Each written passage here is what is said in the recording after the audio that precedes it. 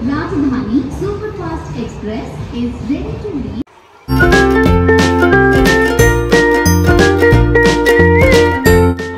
मित्रांनो नमस्कार, राम राम. तर सध्या आहे मी नागपूरच्या रेल्वे स्टेशनवर आणि मी चाललो होतो खरं तर प्रयागराजला, पण काही थोड्या कारणामुळे मला ते कॅन्सल करावं लागलं आणि आता मी नागपूरला उतरलो आणि आता वापस बीडला चाललो आहे. तर माझी जी बस आहे मी बुक केलेली, तर ती संध्याकाळी आहे 8ला नागपूर ते बीड. स्लीपर आहे, ट्रॅव्हल्स आहे ती. तर आता मग दिवसभर काय करायचं, तर मग मी विचार केला की आता हे रेल्वे स्टेशन आपण बघितलंच पाहिजे, कारण आपण आत्तापर्यंत बीडचं सगळं रेल्वेचं अपडेट बघितलं आहे. तर आता हे नागपूरचं रेल्वे स्टेशन बघू. बरंच मोठं रेल्वे स्टेशन आहे, डोळे फिरतेत आपण बघायला सुरू केल्यावर. 8 प्लॅटफॉर्म आहेत या रेल्वे स्टेशनला. तर बघा किती मोठं असेल आणि जिकडं बघावं तिकडं नुसत्या रेल्वेच मालगाड्याचं उभा आणि लोकच लोक. तर चला हे सगळं बघू आणि व्हिडिओ सुरू करण्याच्या आधी विनंती आहे की चॅनलला सबस्क्राईब करा. चला हे बघू आता. भौगोलिकदृष्ट्या नागपूर हे देशाच्या केंद्रस्थानी असल्यामुळे हे रेल्वे स्टेशन महत्त्वाचे स्टेशन आहे. हे स्टेशन 1867 साली सुरू झालेले आहे. या स्टेशनवर 8 प्लॅटफॉर्म आहेत, तर एकूण 13 ट्रॅक आहेत या स्टेशनला. रोज या स्टेशनवर 139 गाड्या थांबतात. या बिल्डिंगचं बांधकाम बघा, पूर्ण दगडातलं आहे आणि जेवढं आपण याला बारकाईने बघू तेवढं हे आकर्षित करतं. मस्त कलर आहे या दगडांचा. खूप जुनं आहे हे, 1800 मधलं, म्हणजे इंग्रजाच्या काळातलं स्टेशन आहे हे. बघा ते गोल दगड कसे आकार दिलेले आहेत त्याला आणि मधूनसुद्धा नक्षीकाम हे एकदम सुंदर आहे.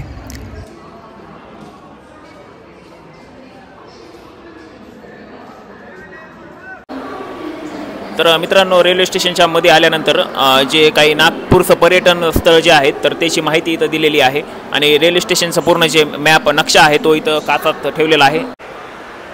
जेवढे काही पर्यटन स्थळ आहेत तर बघा इथं त्यांनी फोटो लावलेले आहेत मोर. आणि इथं बघा हा नक्षा आहे.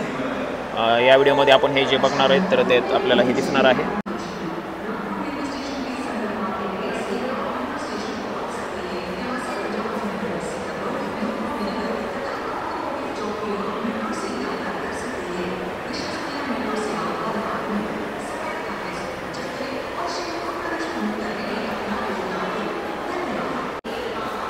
आणि त्यानंतर इकडं सुद्धा अजून काही पर्यटन स्थळांची माहिती सांगितलेली आहे आणि इकडं भिंतीवर सुद्धा काही त्यांनी फोटो लावलेले आहेत जुने. माहिती पण दिलेली आहे.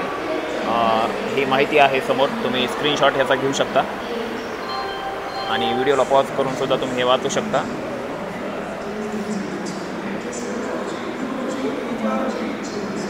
आणि त्यानंतर ह्या साईडला बघा हे मंदिर आहे आणि इकडं पण काही आहे माहिती दिलेली. Development of Nagpur station. इथं आहे history of Nagpur railway station. त्यानंतर हे स्वामीनारायण मंदिराचं पण यांनी इथं फोटो दिलेला आहे, जुना आणि नवा. त्यानंतर वर बघा हे आहे नवीन मंदिर. त्यानंतर इथे एक अजून काहीतरी दिलेलं आहे. रेल्वे स्टेशनच आहे हे जुनं. तर अशा प्रकारे स्टेशनच्या मध्ये आल्यावर इथं आपल्याला हे समोर पूर्ण पर्यटन स्थळाचं हे सेक्शन बघायला भेटतं.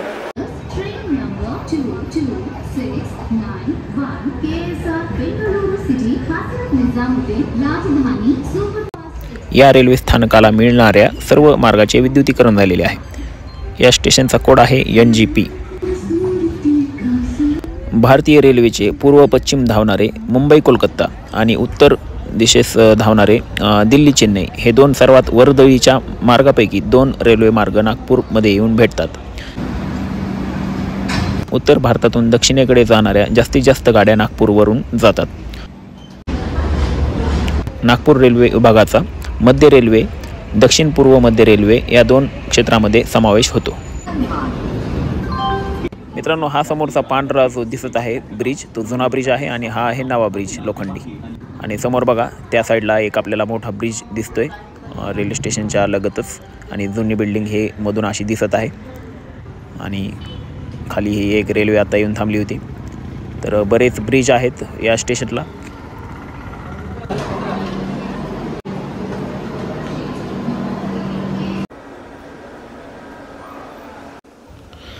मित्रांनो, या स्टेशनवरून रोज 1,60,000च्या जवळपास पॅसेंजर येतात आणि नागपूर हे महाराष्ट्राची उपराजधानी आहे आणि राज्यातील तिसरे सगळ्यात मोठे शहर आहे नागपूर.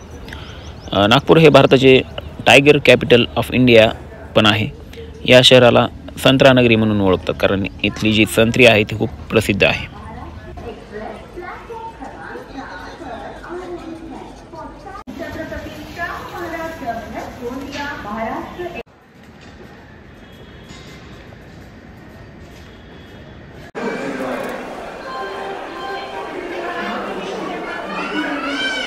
कोई डॉक्यूमेंटेशन या क्लोजर चार्ज नहीं. Indian Overseas Bank, good people to grow with. प्रवाशांनो कृपया आता या व्हिडिओला इथंच स्टॉप करतो. व्हिडिओ कसा वाटला हे कमेंट बॉक्समध्ये नक्की सांगा. आपण भेटू येणार आहे नवीन व्हिडिओमध्ये. धन्यवाद. जय महाराष्ट्र.